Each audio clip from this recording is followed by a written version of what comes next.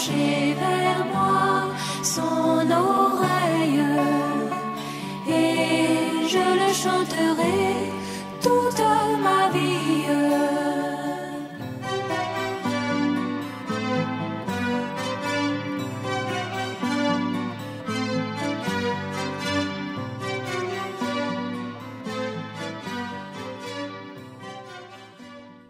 Gloire à Dieu. Gloire à Dieu. Le Seigneur est roi. Il n'est pas roi seulement, mais il est le roi des rois. Amen. Il y a beaucoup de rois sur la terre, mais il y a un seul qui règne sur les rois. C'est notre Seigneur. Et à lui donc revient toute la gloire dès maintenant et au siècle des siècles. Amen. Que son nom soit glorifié. Nous remercions le Seigneur qui nous a permis d'être encore réunis pour célébrer la grandeur de notre Père. Il est vraiment grand. Il mérite les louanges éternelles de ceux qu'il a rachetés. On va se lever ensemble pour dire merci au Seigneur pour la vie éternelle qu'il nous a donnée, pour avoir permis que nous ayons la connaissance du seul vrai Dieu. Et après, le serviteur de Dieu, notre frère, va nous recommander pour la méditation et il va nous conduire dans la prière. Prions ensemble. Seigneur notre Dieu, nous t'approchons une fois encore avant la lecture de ta parole pour que tu prennes ce moment dans tes mains et que ce que tu as préparé pour nous ce soir, tu nous le donnes. Pour notre préparation, pour notre affermissement, mais aussi pour notre perfectionnement. Parce que nous sommes arrivés à la fin. Nous ne voulons pas seulement continuer de nous préparer, nous voulons être prêts pour attendre. C'est pour ça que nous attendons à ce que, Seigneur, tu parles encore comme autrefois. Et que tu donnes des cœurs pour recevoir, pour que ces paroles-là produisent en nous la vie que tu donnes. Accorde-le au nom de Jésus-Christ. Amen. Amen. Asseyons-nous s'il vous plaît.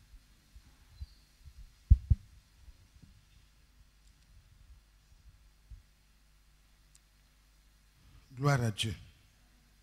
Nous allons méditer dans le psaume 27. Le psaume 27. Pour la lecture, je vais vous demander encore un effort. On va se lever pour lire. Psaume 27, premier verset. L'Éternel est ma lumière et mon salut. De qui aurais-je crainte? L'Éternel est le soutien de ma vie. De qui aurais-je peur? Quand des méchants s'avancent contre moi pour dévorer ma chair, ce sont mes persécuteurs et mes ennemis qui chancellent et tombent. Amen. Si une armée se campait contre moi, mon cœur n'aurait aucune crainte. Si une guerre s'élevait contre moi, je serais malgré cela plein de confiance. Amen. Ça, c'est sa position. Maintenant, voici son désir. Alléluia. Je demande à l'Éternel une chose que je désire ardemment. Je voudrais habiter toute ma vie dans la maison de l'Éternel pour contempler la magnificence de l'Éternel et pour admirer son temple. Amen. Conséquence. Car il me protégera dans son tabernacle au jour du malheur. Il me cachera sous l'abri de sa tente. Il m'élèvera sur un rocher. Et déjà, ma tête s'élève sur mes ennemis qui m'entourent. Amen. Alléluia. Gloire à Dieu. J'offrirai des sacrifices dans sa tente au son de la trompette. Je chanterai, je célébrerai l'Éternel. Amen. Gloire à Dieu. Éternel, écoute ma voix, je t'invoque. Aie pitié de moi et exauce-moi. Mon cœur dit de ta part, cherche ma face. Je cherche ta face, ô Éternel. Alléluia. Alléluia. Alléluia. Vous pouvez continuer la suite à la maison. Il y a tellement de bonnes choses dedans. Que Dieu soit loué. Que Dieu soit loué. On dit, Éternel, enseigne-moi ta voie. Conduis-moi dans le sentier de la droiture à cause de mes ennemis. Si je suis dans le sentier, dans la voie de la droiture, dans le sentier de la droiture, mes ennemis ne peuvent rien. Amen. Alléluia. Gloire à Dieu. Que le nom du Seigneur soit glorifié. Vous pouvez continuer la lecture à la maison. Notre Dieu, encore une fois, comme ton serviteur l'a demandé, bénis cette lecture et donne-nous de méditer au nom du Seigneur Jésus-Christ. Amen. Asseyez-vous, s'il vous plaît.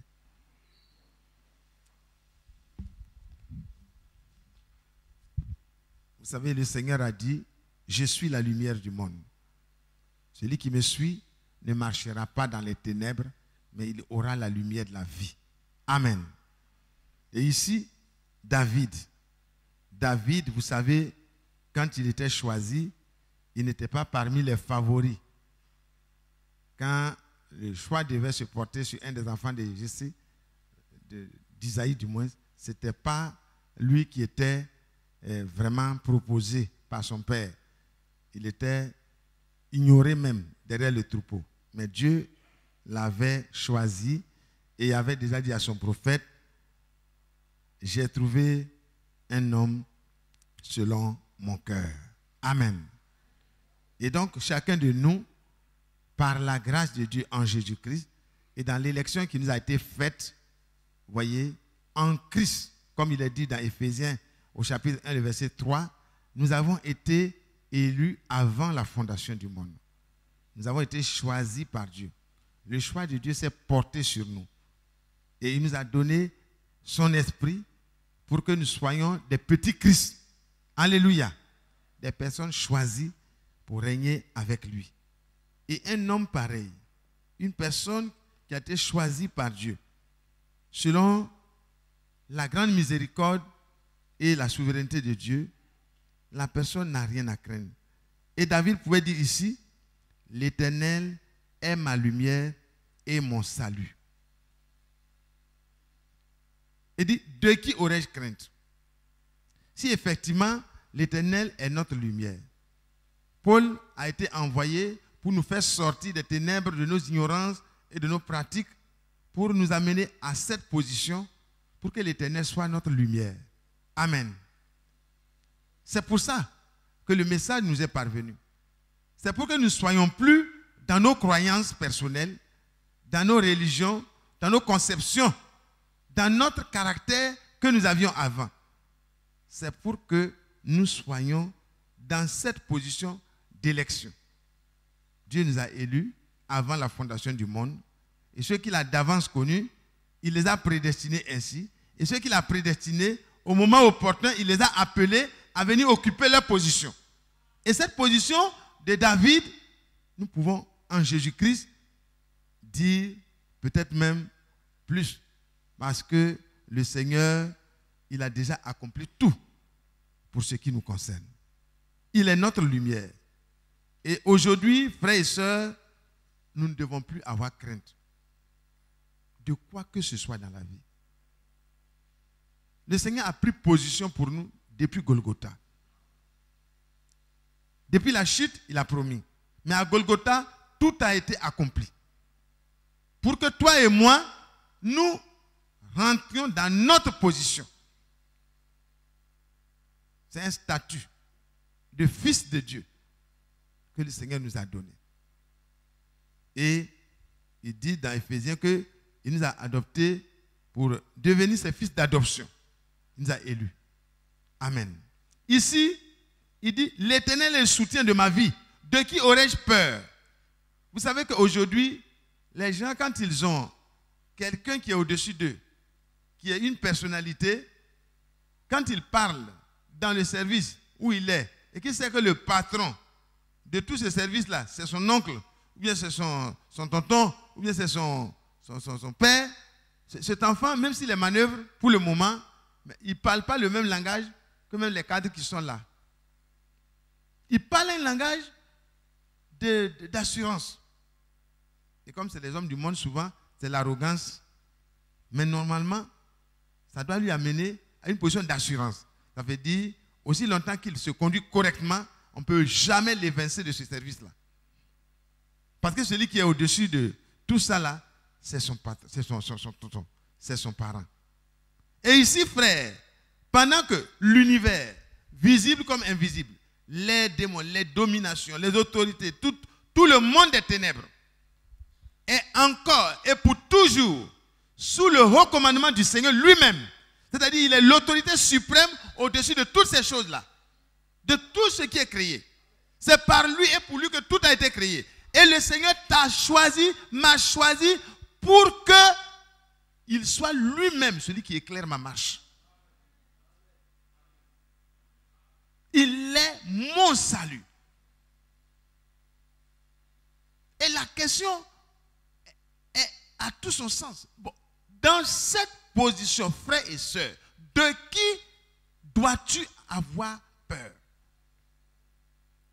Ce n'est pas possible. C'est-à-dire, la peur et la crainte des hommes tend un piège. Ce n'est pas normal. Quand quelqu'un craint les hommes encore, et que c'est sur la base de la crainte des hommes qu'il s'abstient de telles choses, il n'a pas encore une position stable. Ce n'est pas correct. La crainte des hommes tend un piège. Parce que quand les hommes ne sont plus là, il va faire pire que ce qu'il ne te fait pas faire. Mais quand un homme connaît la grâce qui lui a été faite et que le Seigneur est celui qui éclaire son chemin, le Seigneur est sa lumière. Et le Seigneur a dit, je suis avec vous tous les jours jusqu'à la fin du monde. Alors, dans toutes tes voies, tu veux reconnaître le Seigneur dans toutes tes voies, comme il est écrit. Dit celui qui invoquera le nom du Seigneur, qui s'éloigne de l'iniquité. Tu ne peux pas faire comme tu veux. Parce que tu veux en toutes choses plaire à celui qui t'a racheté. Il est celui qui t'éclaire. Ce n'est pas un frère, ce n'est pas une soeur, ce n'est pas ton mari, ce n'est pas ta femme, ce n'est pas un ami. Quand il est là, bon, tu es éclairé, tu fais attention à tout. Non, c'est le Seigneur. Et quand tu es dans une position juste, où c'est le Seigneur qui éclaire ton chemin, tu n'as plus peur de quoi que ce soit. On peut venir à tout moment pour faire les audits. Tu es tranquille. Tu donnes tous les papiers. Moi, quand j'ai travaillé au port pendant 14 ans, je souhaitais à chaque fois que le patron vienne faire les contrôles chaque fois. Parce que c'est de cette seule manière qu'il pouvait voir l'assiduité et la droiture de cœur qui me caractérise dans mon travail. Mais les autres avaient peur à tout moment que le patron vienne. Parce qu'ils sont soit avec les femmes, soit dans la boisson, et les machines fonctionnent seules. Donc quand tu te laisses conduire par le Seigneur, tu n'as peur de personne.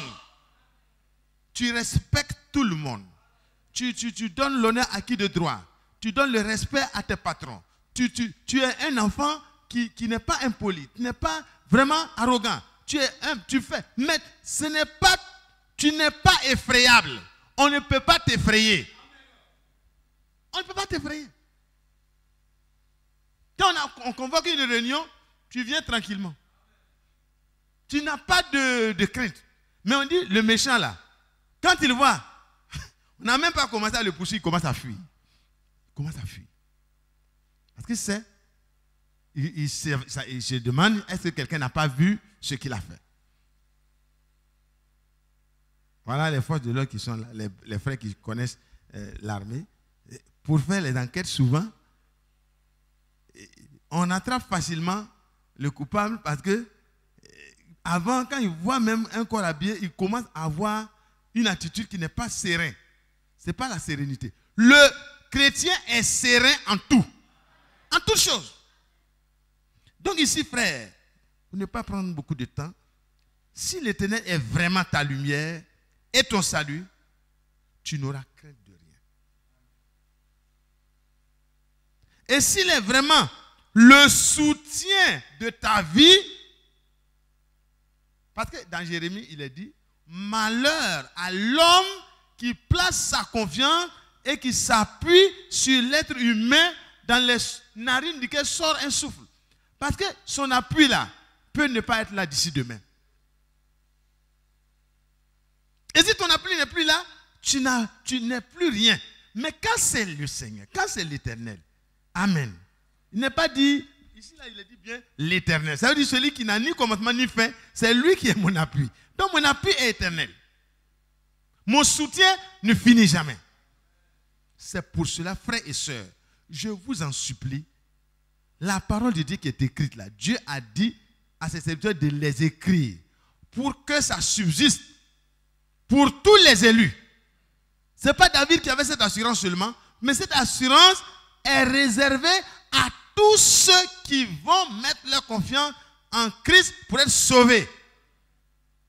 Ils ont la même grâce, le même soutien, la même bénédiction. Frère, dites, des méchants s'avancent contre moi pour dévorer ma chair. Quand ils le feraient, quand ils s'avancent pour dévorer ma chair, ça, dans la vie quotidienne, vous pouvez voir ça. Vous allez rencontrer ça. Parce qu'il est dit, vous aurez des tribulations dans le monde. Jean 16, verset 33. Mais prenez courage, car moi j'ai vaincu le monde. Il a livré en spectacle. Il a triomphé des dominations, des autorités, des esprits méchants et de toute l'armée de Satan, à commencer par lui-même. Il a été publiquement livré en spectacle. Et il a triomphé d'eux par le sang de la croix. Et toi et moi, nous avons été transportés dans le triomphe du Seigneur. Donc quand des méchants, issus des rangs de Satan, viendraient même contre toi et moi, dans un domaine où nous sommes dans la voie sainte, nous sommes en train de marcher dans la voie sainte, où nulle bête féroce n'a le droit de se trouver là, frère, ils peuvent rugir autour, ils peuvent tourner autour, ils peuvent rôder, c'est leur travail. Mais le méchant ne peut rien contre un fils de Dieu dans sa position. Non. Ce n'est pas possible, frère. Ce n'est même pas des suppositions. Ce n'est même pas possible. Nebuchadnezzar a dit, bon, on va chauffer cette fois et puis on va voir quel est le Dieu qui va vous délivrer de ma main. Mais quand Dieu écoute ça, il regarde, il dit, mais le petit là, il ne comprend même pas de qui il parle. C'est moi? Quel Dieu qui va délivrer mes fidèles de ta main? Bon, tu vas voir. Ils ont jeté les fidèles du Seigneur. Alors que le Seigneur est le soutien de leur vie. Le Seigneur est leur lumière. Le Seigneur est leur soutien, leur appui, leur forteresse, le rocher dans lequel ils se cachent. Le Seigneur s'est présenté et le feu est devenu un lieu de loisir. Amen. Frères et sœurs, les méchants, s'ils s'avancent contre nous pour dévorer notre chair, ce sont mes persécuteurs et mes ennemis qui chancellent et tombent. Ça ne marche pas, jamais. Ça n'a jamais marché pour un élu dans le temps passé, ça ne marchera pas pour un élu dans le temps présent. Ce n'est pas possible. Celui qui tombe, c'est celui qui s'attaque à un élu. Nous ne prions pas pour qu'il tombe. Est-ce que vous comprenez? J'ai passé à côté d'une église, j'ai dit vraiment l'ignorance amène les gens à prier n'importe comment. Le conducteur qui est en train de dire, nous, tous ceux qui ne nous aiment pas, tous ceux qui sont nos ennemis, qui veulent notre mal, on écrase les têtes, on marche sur les têtes, on les renverse. Ils étaient en train de faire. Il dit, ah, mais où est miséricorde là maintenant? Même David, avant le temps où nous sommes éclairés mieux encore, David pouvait dire, on ne peut pas toucher à cet homme-là, même si les méchants, c'est des méchants qui viennent de la méchanceté. C'est Dieu qui s'occupera de lui. Mais on ne peut pas prier pour que Dieu détruise nos ennemis. Alléluia. Si Étienne avait prié comme ça, ce n'était pas bon pour seul des tasses. Mais il priait pour que la grâce soit accordée. Mais ça dépend de l'esprit qui est en eux. S'ils avaient vraiment l'esprit de Christ, ils prieraient comme le Seigneur à la croix. Mais vous et moi, nous sommes du Seigneur. Si une armée se campait contre moi, mon cœur n'aurait aucune crainte. Et si une guerre s'élevait contre moi, je serais malgré cela plein de confiance. Frère, le chrétien, ce n'est pas les circonstances de la vie qui font sa confiance. Non, c'est la présence du Seigneur. Ce n'est pas l'absence du danger. Non, ce n'est pas l'absence du danger. Ce n'est pas l'absence des menaces. Ce n'est pas l'absence des ennemis. Non. Sa sérénité a sa source dans sa connexion avec le Seigneur. Sa communion avec le Seigneur. Et alors, voici le verset sur lequel nous allons méditer maintenant. Vous savez que tout ce que nous avons lu, c'est une position que le Seigneur nous a donnée quand nous avons accepté le Seigneur Jésus. C'est la position de tous ceux qui ont reçu le Seigneur. À tous ceux qui l'ont reçu. Amen. À tous ceux qui croient en son nom. Cette vraie parole, restaurée, donne le pouvoir de devenir enfant de Dieu. En tant que semence divine, la parole en nous crée en nous un cœur nouveau, un esprit nouveau. Amen. Et elle permet donc que l'Esprit de Dieu vienne habiter en nous et faire de nous des enfants complètement différents de ce que nous étions par notre naissance naturelle. Donc ici, il dit une chose. Je demande maintenant à l'Éternel une chose que je désire ardemment. Et il met 2 points. Je voudrais habiter toute ma vie dans la maison de l'Éternel. Amen. Mon frère Badi, mon papa, si je vis à Yopougon et toi tu vis à la Riviera, on peut se fréquenter, c'est vrai.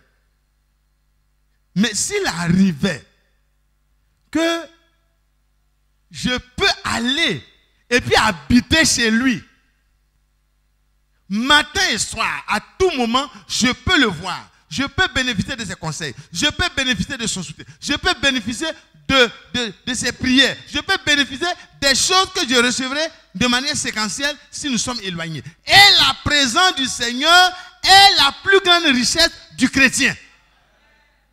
Il dit, je ne demande pas 2 choses, je ne demande pas 3 choses. Je demande une seule chose. Et ma demande, je la demande ardemment. Je veux une communion avec le Seigneur tous les jours de ma vie.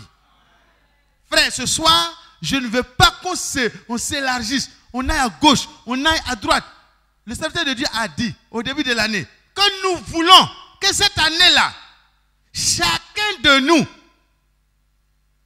puisse être dans une telle intimité avec le Seigneur, par le Saint-Esprit qui vient. Parce que si le Saint-Esprit ne vient pas habiter en toi, et que tu te trouves uni dans cette merveilleuse communion avec Dieu pour toujours là, tu n'es pas encore dans une position de l'intimité que le Seigneur désire là.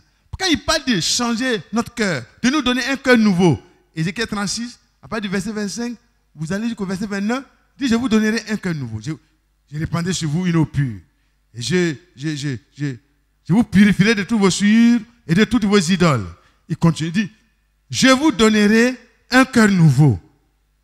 Je mettrai en vous un esprit nouveau. Le programme n'est pas terminé. Il continue. Je mettrai en vous mon esprit. Et moi-même, par mon esprit en vous, je ferai en sorte que vous soyez conduits dans toute la vérité. Alléluia. Je ferai en sorte que vous suiviez mes commandements. C'est Dieu qui fait ça. Mais par son esprit en nous. Et David, inspiré, poussé par le Saint-Esprit, dans sa prière, dit, je demande une chose. Dans cette position que Dieu m'a donnée, ce n'est pas moi qui ai cherché Dieu, c'est Dieu même qui allait me chercher derrière les brebis. Il m'a fait grâce, il a fait de moi son oint, il a fait de moi son élu. Maintenant, une seule chose que je demande à l'Éternel, c'est qu'il permette que je reste avec lui, soudé à lui. Reste, que je sois dans sa communion, que je ne sorte jamais de sa présence. Autrement dit, c'est ce que ça veut dire. Que je ne sorte jamais de sa présence. Frère, vous pouvez avoir toutes les positions du monde, tout l'or, tout l'argent, tout ce qu'il faut. Mais si c'est hors de la présence du Seigneur, ce n'est pas stable.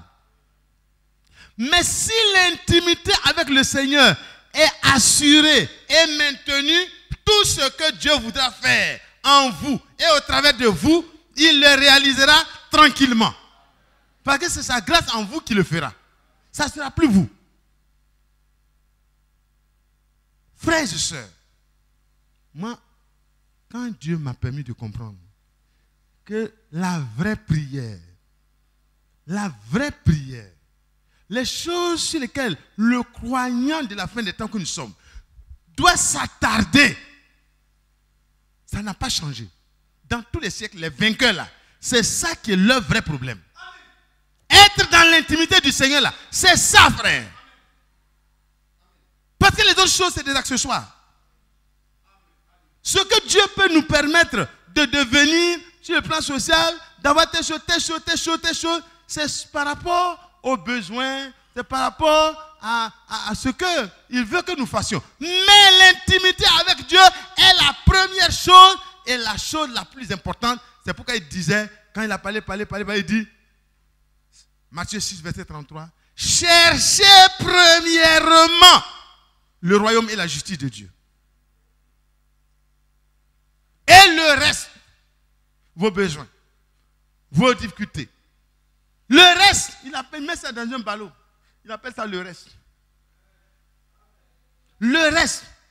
Et David dit, je demande à l'Éternel une seule chose.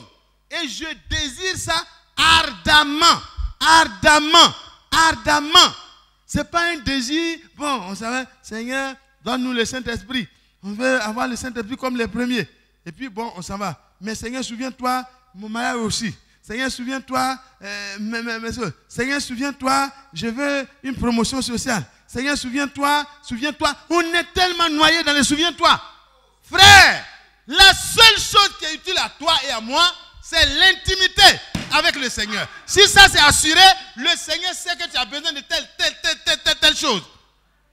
Et quand dans cette intimité, le serviteur de Dieu, frère Branham dit que dans la prière du chrétien, il doit accompagner sa prière du signe. Amen. Si c'est dans l'intimité que tu te trouves avec le Seigneur, tes demandes même sont filtrées. Tu n'es plus quelqu'un qui prie au hasard. Non. Tu cherches dans ta prière ce qui plaît à Dieu. Et c'est Dieu même qui vient à ton secours par son esprit pour te donner ce qu'il faut demander. Frères et sœurs, nous devons parvenir à cette maturité où nous ne sommes plus balancés dans plusieurs demandes. Je n'ai pas dit que si vous avez un besoin de ne pas demander. Mais frères, si vous êtes déjà remplis du Saint-Esprit, vous ne désirez rien d'autre que de rester toujours dans cette véritable intimité, remplie chaque jour, pour être conduit chaque jour, pour que chaque pas que vous fassiez, comme il est écrit dans, je crois que c'est Jean, on va lire ça rapidement, Jean 4, quand le Seigneur s'entretenait avec cette femme-là au puits là, il a dit une chose. Oh, et c'est valable pour toi et moi. Jean au chapitre 4, de quoi la femme lui dit, je sais que tu es le Messie. Voilà. Il dit, verset 32. Non, verset 33. Les disciples, non, verset 32. Mais il leur dit, 31. Pendant ce temps, les disciples le pressaient de manger, disant, Rabbi, mange. Mais il leur dit, j'ai à manger une nourriture que vous ne connaissez pas. Les disciples se disaient donc les uns aux autres, mais quelqu'un lui aurait-il apporté à manger? Jésus leur dit, ma nourriture est de faire la volonté de celui qui m'a envoyé et d'accomplir son œuvre. Frère, si l'intimité du Seigneur devient la richesse suprême que recherche ton cœur ardemment, tu ne voudras rien de primordial que de reconnaître la volonté de Dieu et de te retrouver dedans. Et c'est l'Esprit de Dieu qui nous inspire à chaque pas la volonté de Dieu. Ce soir, je souhaite que nous puissions aller devant Dieu pour demander au Seigneur, dans la rue, dans la maison, dans le travail, partout, permets que mon désir le plus ardent, la seule chose que je puisse désirer avec ferveur et ardeur, et chaque jour, soit de rester dans ton intimité tous les jours de ma vie. Les conséquences d'une telle position sont très grandes. Amen. Quand tu es dans une telle position, regardez la grâce que Dieu a donnée à certains parmi nous d'avoir des postes qui sont convoités. Frère, si tu es dans une position comme ça et que l'intimité avec le Seigneur n'est pas vraie, mais tu es exposé à la mort. C'est pas vrai? Tu es exposé à la mort. C'est-à-dire ton poste même va causer ta mort, ta ruine. Mais quand tu es dans l'intimité avec le Seigneur, on t'élèverait comme on a élevé Joseph en Égypte, au-dessus de tous les magiciens égyptiens. Parce que vous savez qu'en Égypte, c'est un pays de mysticisme depuis l'Antiquité. Hein. Pour arriver à leur poste, les Potiphar, je ne sais pas quel sacrifice humain ils ont fait. Ils ont fait beaucoup de choses certainement. Je ne dis pas qu'ils ont fait, hein, mais ce n'était pas facile d'accéder à des postes stratégiques comme ça. Les Daniel, les Charles, les Abednego. Mais frère, dans un pays comme le pays de Nebuchadnezzar, où la domination mondiale se trouvait là, frère, c'est par des intrigues et par beaucoup de choses qu'on arrive à ce niveau. Mais quand un fils de Dieu est dans l'intimité de Dieu, Dieu le positionne où il veut. Et il le sécurise. Et il prend soin de lui. Et son cœur ne s'enfle pas. Il reste humble. Quelle que soit la position que Dieu lui donne. Parce qu'il comprend qu'il n'est rien, il n'était rien à ses propres yeux, il ne sera jamais rien à ses propres yeux. Il sait que tout ce qu'il a, il l'a de Dieu. Et tout ce qu'il a, il l'a pour Dieu. Et tout ce qu'il est, il est par la grâce de Dieu. Donc si quelqu'un vient, il pense que son cœur est attaché à ça, il veut lui enlever ça. Le fils de Dieu, il dit tranquillement, mon cher ami, je n'étais même pas dedans. On est venu me mettre dedans. Si vous avez fini avec moi, laissez-moi partir. J'ai servi mon Dieu. Est-ce que vous comprenez? Vous êtes tranquille. Vous n'êtes pas paniqué parce qu'il y a un vent de balayage qui se passe. Mais on finit de balayer, mais tu es là. Hein? Tant que Dieu n'a pas fini là, tu es là. Alléluia. Soyez sereins, frère. Soyons sereins. Vous voyez, je crois que le frère Franck, dans son exposition, parlait de choses. Quand il a dit que Dieu nous donne infiniment, là, c'est dans quel verset? Éphésiens, verset combien? Verset 30. 3, 20. Voilà, Éphésiens 3, verset 20. Or, à celui qui peut faire, par la puissance qui agit en nous, infiniment, au-delà de tout ce que nous demandons ou pensons, à lui soit la gloire dans l'Église et en Jésus-Christ, dans toutes les générations, au siècle des siècles. Et ici, l'homme de Dieu dit, je demande une seule chose à l'Éternel. Et Dieu nous affirme que le Seigneur, par sa puissance qui agit en nous, est prêt à faire pour nous infiniment au-delà de ce que nous pouvons demander. Ta demande, si c'est vraiment l'intimité avec Dieu, tu es déjà dans une demande qui est conforme à la volonté de Dieu. Parce que c'est pour retrouver la communion avec toi que Dieu lui-même est venu dans un corps. Parce que Dieu était en Christ, réconciliant le monde avec lui-même. pour avoir communion avec toi, il a payé le prix le plus élevé. Maintenant, quand toi-même, ton désir se confond à son plan et à sa volonté, frère, sœur, qu'est-ce que Dieu va faire d'autre que de te donner infiniment? Corneille voulait cette intimité avec Dieu. Il faisait ce que Dieu lui a donné de savoir. Et pendant qu'il faisait ça, Dieu voyait son cœur et Dieu dit, bon, je vais t'aider parce que ce que tu fais là, il faut d'abord ma parole, ce que je fais dans ce temps, il faut que tu le saches et qu'à partir de là, parce que l'esprit de la promesse vient sur la parole de la promesse qui réside déjà dans les enfants de la promesse. Donc il fallait que la parole soit là. Envoie à Jopé, appelez Pierre qui est chez un corroyeur, qui est nommé Simon. Voilà, tu vas l'appeler. Il est surnommé lui aussi Pierre. Il s'appelle Simon aussi comme son logeur. Il est surnommé Pierre. Il est dans tel endroit, telle rue, tant, exactement comme le frère Branham, quand il pouvait avoir des révélations claires sur l'identité des milliers de fois, ça n'a jamais failli. Et Dieu envoie de cette manière-là, Corneille envoie donc ses serviteurs pour aller chercher Pierre. Et Pierre arrive. Pierre arrive parce qu'il y a une profondeur de désir d'intimité avec Dieu qui était dans le cœur de cet homme et de sa petite église. Donc Dieu devait répondre. Et frère, je vous dis que si cette profondeur de désir d'intimité avec Dieu s'élève en nous, ce que le serviteur de Dieu a dit au début de l'année là, ça va littéralement s'accomplir. Parce que Dieu ne répond qu'aux désirs qui sont conformes à sa volonté. Pierre arrive, il ne sait pas quel est le programme de prédication. Il ne sait pas exactement quel est le besoin. Il ouvre la bouche. Il commence par exalter Dieu. Il dit, je reconnais en vérité, que Dieu ne fait pas de favoritisme. Là, déjà, ça me met dans une bonne position. Ça veut dire que, quel que soit ce que tu es aujourd'hui, là, si réellement aujourd'hui, ce soir, ton désir devient ce que Dieu a montré à David comme le désir le plus important, Dieu fera la même chose. Et dans la maison, Pierre se met à parler. Il explique le plan du salut.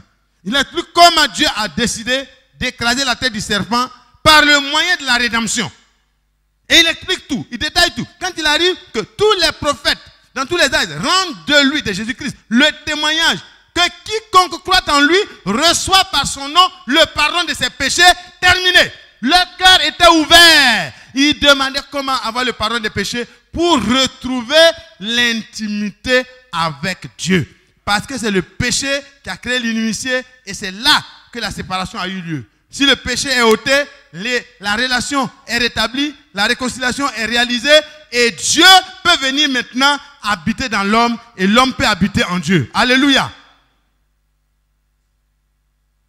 Quand il a dit ça, dans les cœurs que Dieu connaissait déjà, parce qu'il est écrit plus tard, et Dieu qui connaît les cœurs, Dieu qui connaît les cœurs, leur a donné le même Saint-Esprit qu'à nous au commencement.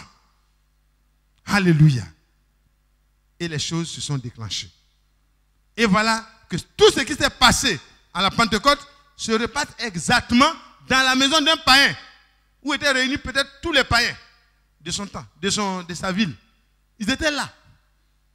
Et ils sont bénis de la même bénédiction qu'à la Pentecôte. Pierre, observant cela, avec le scepticisme qu'il avait au départ, Dieu l'a convaincu que c'est lui qui veut qu'il aille là.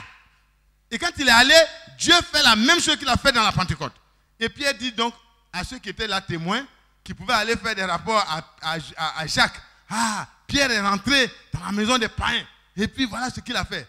Dieu les a convaincus tous. Fermez leur bouche. Et Pierre dit, bon, voilà, vous êtes là. Vous avez vu ce qui s'est passé. Est-ce qu'on peut refuser l'eau du baptême à ceux que Dieu a visités comme nous, en purifiant leur cœur par la foi qu'ils ont? Il dit, bon frère, vraiment, nous voyons que c'est exactement le même Saint-Esprit qui est en nous là, qui est descendu sur eux. Ce n'est pas l'eau du baptême qu'on va leur refuser maintenant. Il dit, bon, baptisez-les. Alléluia. Et puis le baptême a été fait. Ils arrivent à Jérusalem, les contestations s'élèvent. Acte 11. Pierre parle, il dit, ah, ils sont témoins. Comment les choses se sont passées? Ils sont là. Et quand les gens écoutent le récit, ils disent, bon, donc vraiment nous reconnaissons que Dieu a aussi regardé du côté des païens. Et il a fait grâce comme il nous a fait grâce au commencement. Le problème est terminé. Frère, aujourd'hui, ce soir, dans le message de la fin des temps, Dieu a montré à son serviteur, William Marion Branham, que le message a pour but de nous ramener à la communion perdue. C'est clair. C'est là. Parce que si on reçoit la parole de la promesse, ça prouve que nous sommes les fils de la promesse. Et si on a reçu la parole de la promesse, l'esprit promis, s'il n'y a pas de compromis en nous, alors l'esprit promis vient habiter dans les fils qui sont promis. Alors frère, et ça nous permet de retrouver une position infiniment au-delà de cette petite intimité que nous avons. Quand on dit je vais à la réunion de prière, c'est déjà très bien. Un frère qui va à la réunion de prière, qui remet ses sujets, c'est très bien. C'est un vrai frère, c'est vraiment merveilleux. Mais un frère qui devient l'habitation de Dieu en esprit et qui reste dans cette intimité, à la maison, il est avec Dieu. Au service, il est avec Dieu. Partout, on voit Christ en lui. Il est dans cette intimité. Il habite tous les temps dans la présence du Seigneur. Ce frère, cette sœur, devient une partie du plan de Dieu. Cette personne-là, l'enlèvement ne lui fait pas peur. Ces petits programmes de la terre sont des petits accessoires. À tout moment, il est prêt à laisser tout tomber pour partir. Son cœur ne s'accroche à rien. Il dit, qu'ai-je donc sur la terre si ce n'est pas toi? Au ciel, je n'ai rien d'autre en qui je prends plaisir, ce n'est que toi. Oh frère, c'est de ça qu'il est question. C'est ce que nous devons avoir. C'est ce qui est nécessaire. C'est ce qui est primordial. Les autres besoins là sont des besoins vraiment secondaires. Secondaires. Que la grâce de Dieu repose sur nous. Désirons cela. Et les conséquences heureuses de ça, de cette position-là, nous les lisons juste et puis nous partons à la prière. Voilà. Je demande à l'Éternel une chose que je désire ardemment. Est-ce que c'est le désir de ton cœur? Est-ce que c'est vraiment ça? Il faut que la parole de Dieu crée en toi aussi ce désir-là. Quand Dieu parle là, c'est pour créer en nous le vouloir. Qu'on ait le même vouloir, qu'on ait le même désir. Quand il a envoyé Pierre pour que Pierre parle, il a parlé pour que les païens qui étaient là sachent quelle est la solution de Dieu pour que leur communion avec Dieu soit rétablie. Et quand ça a été clair, leurs cœurs ont été ouverts et les choses se sont passées de manière inattendue. Ce soir, Dieu veut faire la même chose. Alors, toute ma vie, je voudrais habiter dans la maison de l'Éternel. Pourquoi? Pour contempler la magnificence de l'Éternel et pour admirer son temple. C'est vrai, frère. Il n'y a rien de plus beau que de passer un moment d'intimité avec Dieu. Quand tu restes dans la présence de Dieu, tu parles. À un moment donné même, tu es poussé, tu te couches. Alléluia. Tu te couches, tu parles, tu causes avec Dieu. Tu es heureux. Si tu n'as pas de demande, tu le loues. Tu le remercies, tu le remercies, tu le remercies. Dis, je te remercie pour un frère comme frère Badi, que moi, je peux approcher. C'est devenu mon frère. Je peux l'approcher comme ça. Le prendre à tout moment dans mes bras. Moi, je ne peux pas m'approcher de lui. Si c'est dans le monde là, est-ce que je peux m'approcher de lui? Je ne peux pas. C'est pas vrai? Quand je vois les frères Isaac, quand je vois les frères Sombo, je vois les frères François, je vois les frères Anissé, les frères Dr. Do, chacun de vous d'ailleurs. Si ce n'est pas Jésus-Christ là, moi je peux m'approcher de qui de vous? Mais Dieu soit loué. J'ai toutes ces personnes qui sont devenues une partie de moi-même et je suis devenu une partie d'eux-mêmes. Mais si tu veux remercier Dieu pour chaque don de Dieu qui t'a fait, tu vas passer toute la nuit. Tu vas passer toute la nuit parce que chaque frère est une merveille. Chaque frère et chaque soeur est une merveille. David dit, je te loue de ce que je suis une merveilleuse créature.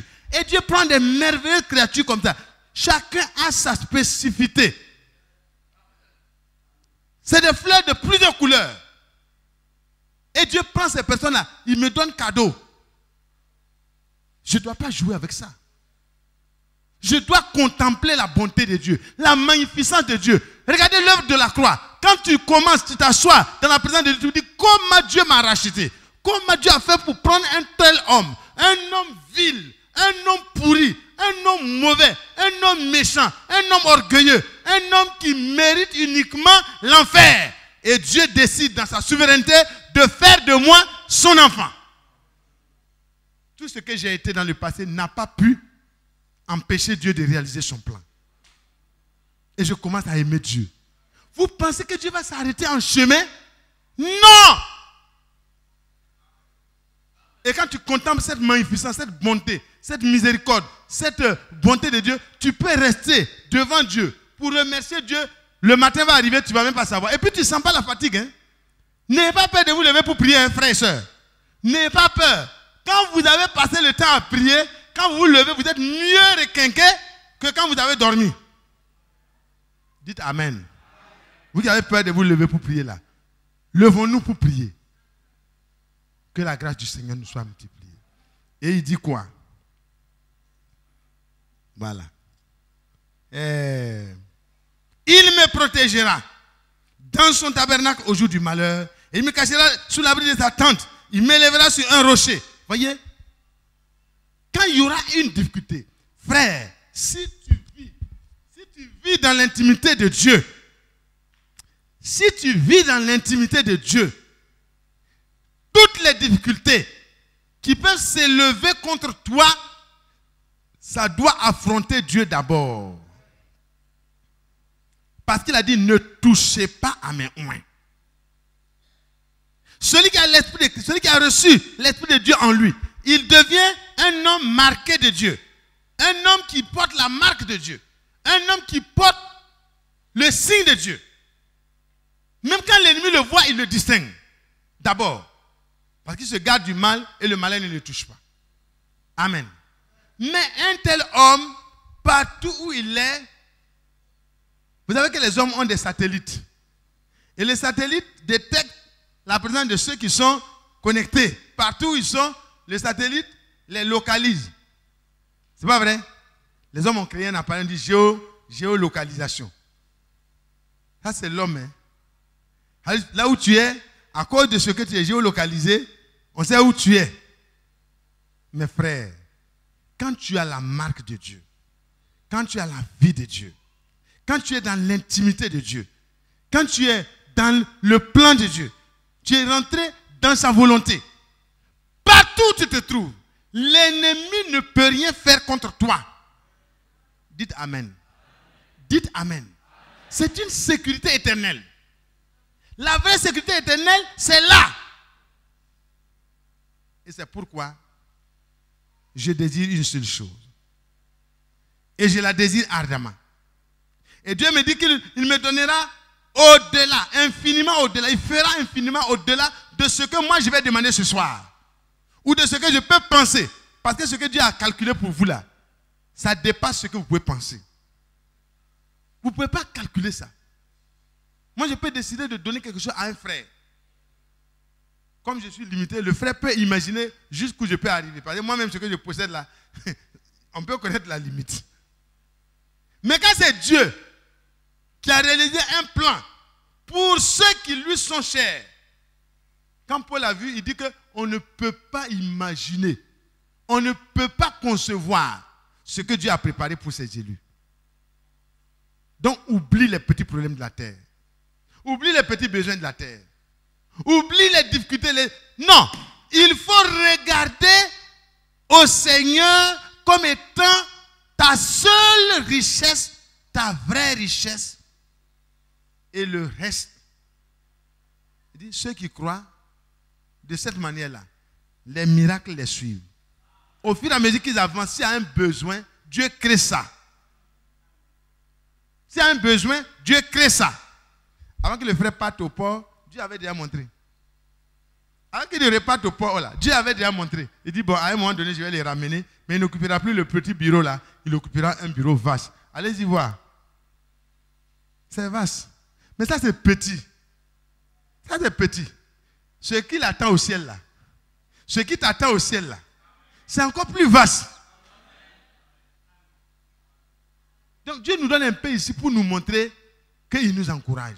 Dans nos humiliations, dans nos difficultés, n'ayons pas de découragement. Portons les regards sur celui qui a dit, je suis un refuge pour celui qui met sa confiance en moi. Que le Seigneur bénisse chacun de nous. L'Éternel est ma lumière et mon salut. Je n'aurai pas crainte, je n'aurai pas peur. Amen. Je demande une seule chose et je désire ça de tout mon cœur, ardemment. Alors, mes bien-aimés, je laisse le serviteur de Dieu nous conduire dans la prière. Mais que chacun de nous laisse les multiples désirs là pour se concentrer sur l'essentiel. Et le reste, le Seigneur s'en occupera. Merci, que Dieu vous bénisse.